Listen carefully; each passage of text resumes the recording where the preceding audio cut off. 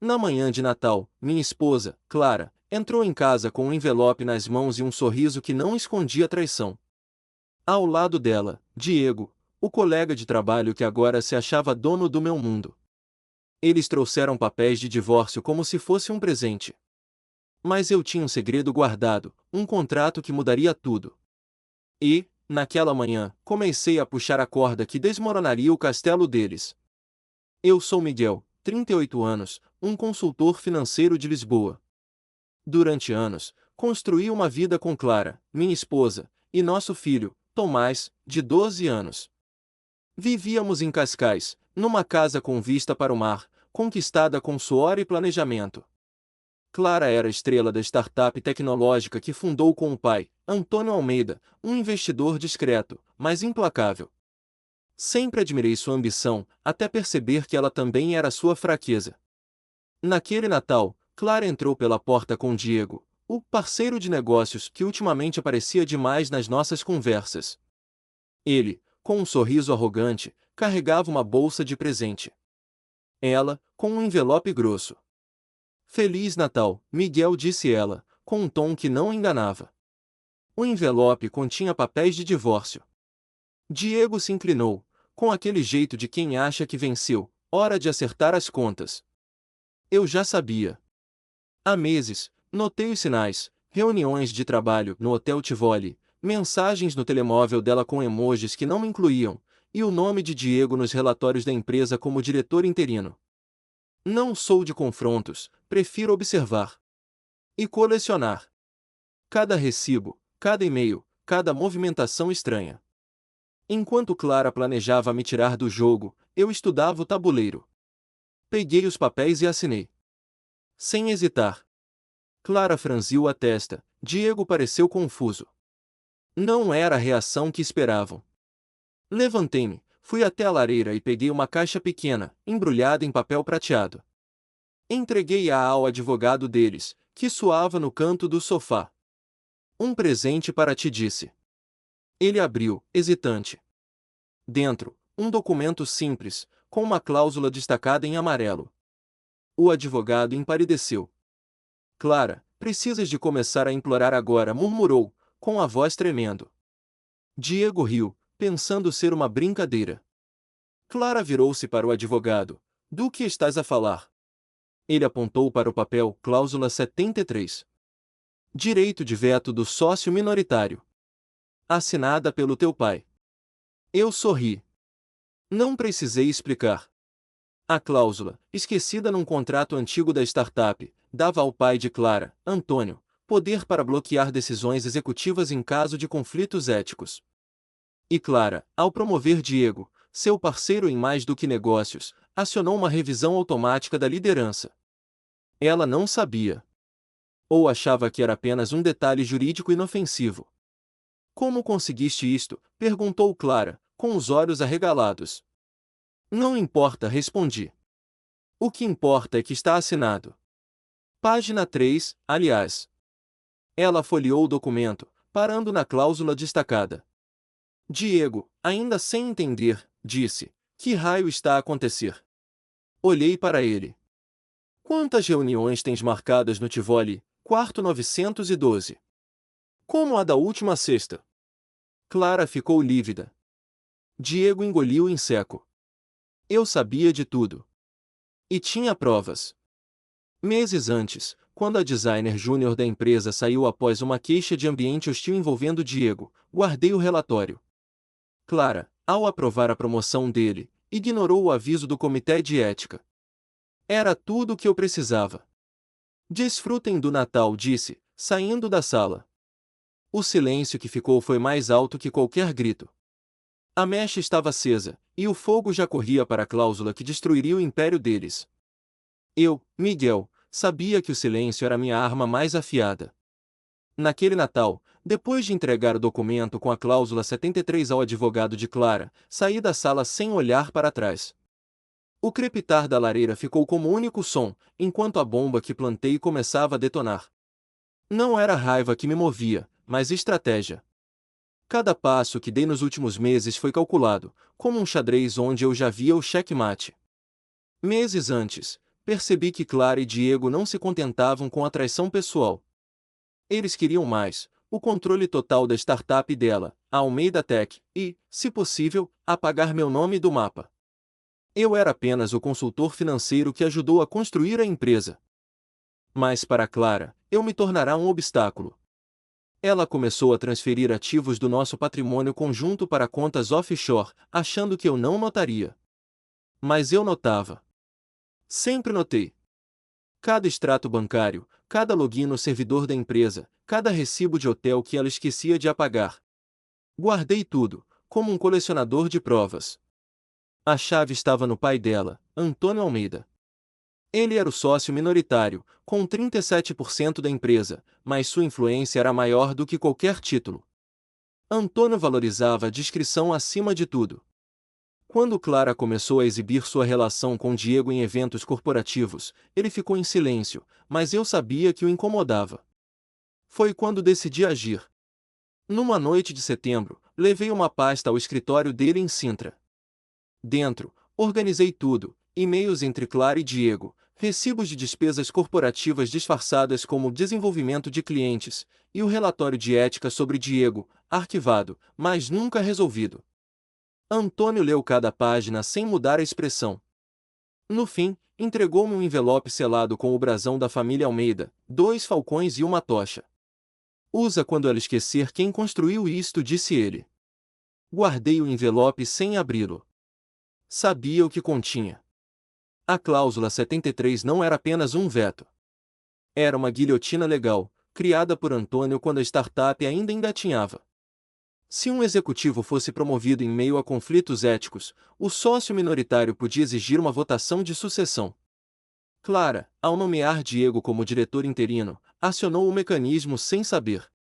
Eu só precisei esperar. E observar.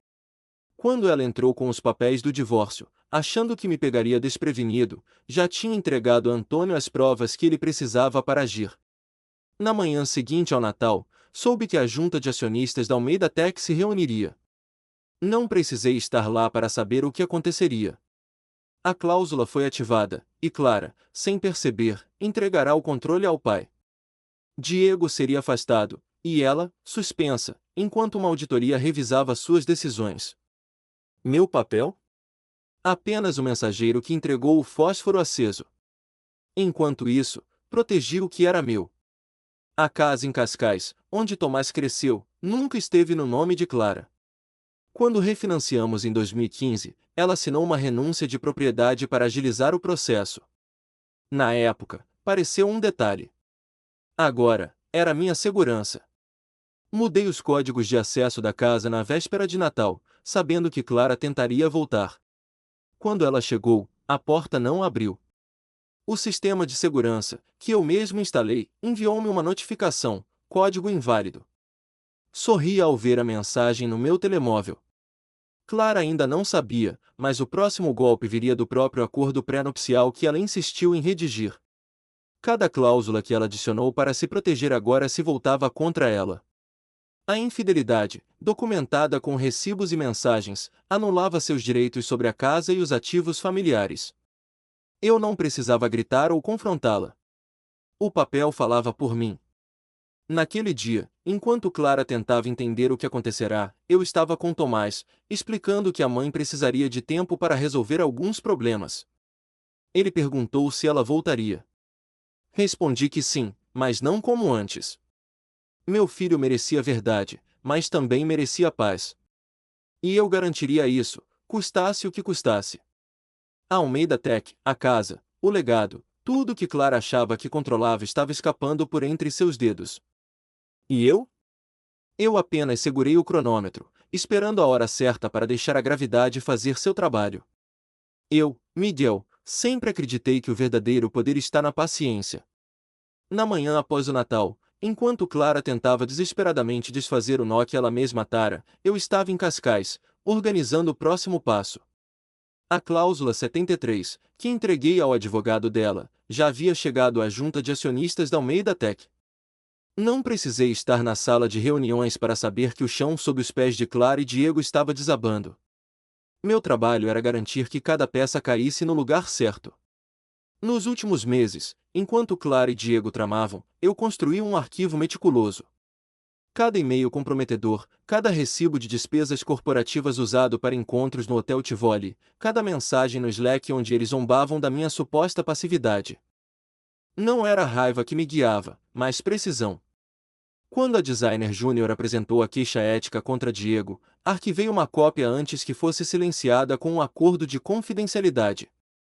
Quando Clara aprovou a promoção dele, ignorando o relatório, adicionei a decisão ao meu dossiê.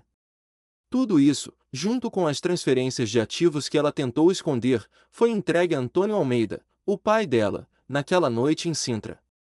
Antônio não agiu por minha causa.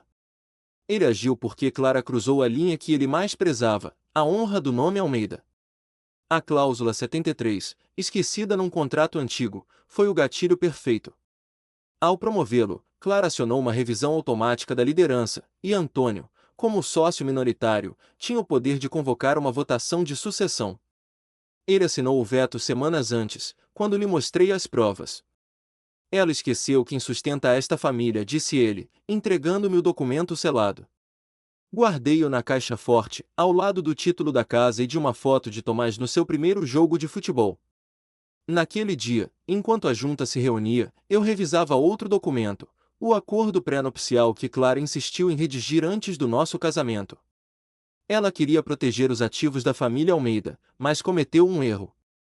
A cláusula 12C, que ela mesma adicionou, dizia que qualquer infidelidade comprovada por provas independentes reverteria os direitos sobre a residência principal para a parte não envolvida. Eu tinha as provas, recibos de hotel, mensagens, até imagens de câmaras de segurança do Tivoli. A casa, onde vivíamos há 9 anos, nunca esteve no nome dela. Quando assinei a refinanciação em 2015, Clara abriu mão do título para agilizar o processo. Agora, isso era minha fortaleza. Mudei os códigos de acesso da casa na véspera de Natal, sabendo que Clara tentaria voltar. Meu telemóvel vibrou com a notificação do sistema de segurança, acesso negado. Código inválido. Ela estava lá, parada na entrada, mas a porta não cedeu. Enquanto isso, eu estava com Tomás, garantindo que ele passasse o dia com a avó materna, longe do caos. Ele não precisava ver o colapso da mãe. Ainda não. A Almeida Tech era o próximo dominó.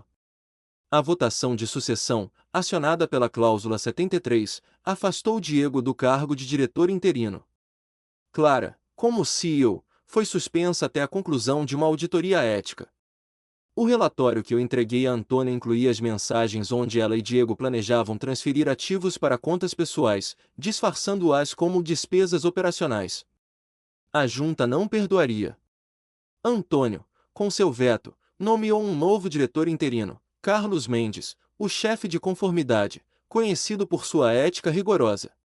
Claro, chamava de o burocrata chato. Agora, ele ocupava o lugar que ela destinara a Diego. Enquanto isso, eu preparava o golpe final. No acordo pré-nupcial, a cláusula 17F estipulava que, em caso de infidelidade, Clara perderia qualquer direito sobre os desembolsos do fundo fiduciário da família Almeida. Antônio, como fiduciário, já estava ciente. Ele não hesitaria em cortar Clara do legado, não por raiva, mas por princípio. A vergonha pública, para ele, era imperdoável. Naquela tarde, recebi uma mensagem de Antônio. Curta, direta, a votação foi unânime. A auditoria começou. Sorri. Não precisava responder. Clara ainda tentava lutar, enviando e-mails frenéticos para a junta, procurando brechas nos estatutos da empresa. Mas o jogo já estava decidido. Cada movimento dela, cada mensagem arrogante, cada decisão impulsiva, apenas apertava o laço que ela mesma criará. Eu não precisava gritar ou confrontar. Deixei que os documentos falassem. O silêncio, afinal, sempre foi minha melhor jogada. Eu, Miguel, sabia que o colapso de Clara estava próximo. Na tarde do dia 26 de dezembro, enquanto a Almeida Tech realizava sua auditoria, eu finalizava os últimos detalhes do meu plano em Cascais. A cláusula 73 já havia afastado Diego do cargo e suspenso Clara como CEO. Mas o verdadeiro golpe ainda estava por vir, escondido nas páginas do acordo pré-nupcial que ela mesma redigira. Meses antes, quando percebi as transferências de ativos para contas offshore, comecei a rastrear cada movimento. Clara e Diego achavam que eu era apenas um marido distraído. Mas cada recibo de hotel, cada mensagem no Slack, cada login no servidor da empresa foi arquivado. O acordo pré-nupcial, que Clara insistiu em incluir cláusulas para proteger o legado dos Almeida, tornou-se minha arma final. A cláusula 17F era clara: infidelidade comprovada anulava seus direitos aos desembolsos do fundo fiduciário da família. Eu tinha as provas, mensagens, recibos, até registros de câmaras do Hotel Tivoli. Entreguei tudo a Antônio Almeida, que, como fiduciário, podia redirecionar os ativos. Ele não hesitou.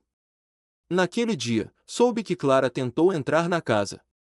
O sistema de segurança, que eu reprogramara, bloqueou seu acesso.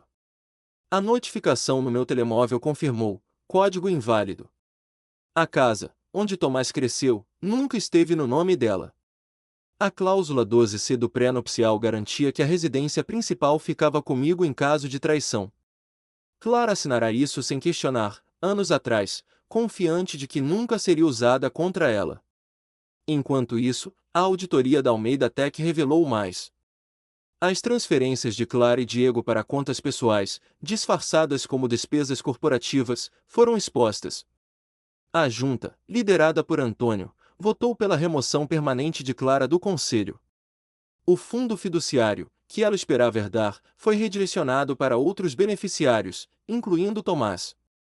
Antônio não agiu por minha causa, mas para proteger o nome Almeida da vergonha pública. Clara tentou lutar, enviando e-mails aos antigos aliados, buscando brechas legais. Mas os documentos que ela ignorara, as cláusulas que subestimara, agora a encurralavam. Eu não precisei levantar a voz. O silêncio dos contratos fez o trabalho, e o legado que Clara achava ser seu desmoronou. Eu, Miguel, vi o mundo de Clara desmoronar, não por raiva, mas pela força dos contratos que ela subestimou. No dia 27 de dezembro, em Cascais, recebi a confirmação final: a Almeida Tech, outrora orgulho de Clara, afastou-a permanentemente do conselho. A cláusula 73, ativada pelo veto de Antônio Almeida, desencadeou uma auditoria que expôs as transferências ilícitas dela e de Diego. O fundo fiduciário da família, que Clara esperava herdar, foi redirecionado para Tomás e outros beneficiários. Antônio, seu pai, cortou-a do legado, não por vingança, mas para preservar o nome Almeida. A casa, onde vivemos por 9 anos, permaneceu minha. A cláusula 12C do acordo pré-nupcial, que Clara insistiu em incluir, garantiu isso. As provas da infidelidade, recibos do Hotel Tivoli, mensagens no Slack, registros de câmaras, foram suficientes para ativar a cláusula 17F, que a excluiu de qualquer direito sobre os ativos familiares. Quando ela tentou entrar, o sistema de segurança, que eu reprogramara, bloqueou seu acesso. Meu telemóvel vibrou: código inválido. Clara ficou do lado de fora, com uma caixa de pertences pessoais e uma cópia anotada do pré-nupcial, destacando suas próprias cláusulas contra ela. Eu sabia de tudo desde o início. Meses antes, quando notei as mensagens de Clara e Diego, comecei a arquivar cada e-mail, cada recibo, cada movimentação financeira. Entreguei tudo a Antônio numa noite em Sintra, junto com o relatório ético contra Diego, nunca resolvido. Ele me deu a cláusula 73, selada com o brasão dos Almeida, e disse para usá-la quando necessário. Esperei. Não por ódio, mas por justiça. Clara e Diego planejaram esvaziar o patrimônio, rindo da minha suposta passividade. Mas eu não era passivo. Era metódico. Tomás, meu filho, estava comigo. Expliquei que a mãe enfrentava consequências, mas que sempre seria parte da vida dele. Ele merecia estabilidade, e eu garantiria isso. Clara tentou lutar, enviando e-mails aos antigos aliados, procurando brechas legais, mas ninguém respondeu. Seus amigos, colegas, até a irmã, afastaram-se. A vergonha pública, que Antônio tanto desprezava, isolou-a. No final, não precisei levantar a voz. Os documentos falaram por mim. Clara não foi derrotada por mim, mas por suas próprias escolhas. O silêncio, que ela confundiu com fraqueza, foi o que a derrubou. Agora, sigo com Tomás, reconstruindo nossa vida, enquanto Clara enfrenta o vazio que criou. Pergunta para os espectadores: se fosses Miguel, terias usado a cláusula 73 e o pré-nupcial para expor Clara? Ou terias dado a ela uma chance de se redimir antes de agir? Onde traças a linha entre justiça e vingança? Deixem as vossas opiniões nos comentários.